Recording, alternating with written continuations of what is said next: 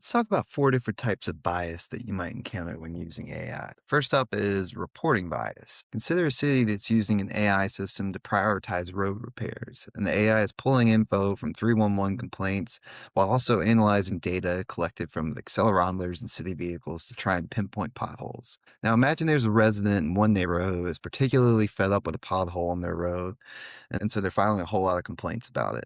This uses the data to make the AI think that potholes are a bigger problem in that neighborhood than in other neighborhoods, when in fact, that's not the case. The AI is biased because the reports are giving an incomplete picture. Next up, historical bias.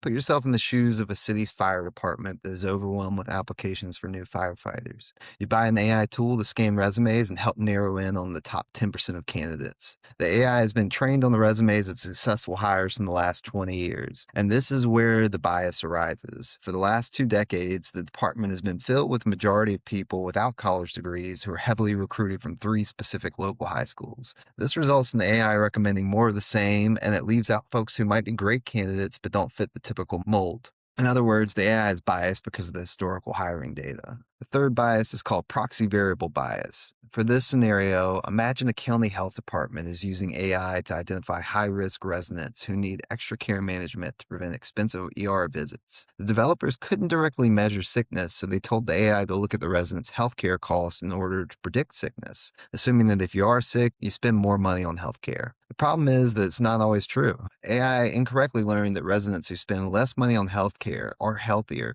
but that doesn't take into account more important variables like their socioeconomic status and access to insurance. The AI is biased on the wrong data point. Our fourth and final bias is often referred to as feedback loop. Imagine the police department uses software to predict where burglaries will happen next to deploy patrol cars efficiently. The model is trained on arrest records, but not actual crime. If the police historically patrolled one neighborhood more than another and made more arrests in that first neighborhood, the AI is going to see those arrests and say, crime happens more in neighborhood one, send more cars there.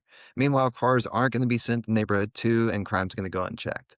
The data is feeding back into itself and biasing the AI to thinking that more crime happens in neighborhood one, when in fact it just doesn't have adequate data on both neighborhoods to make that call.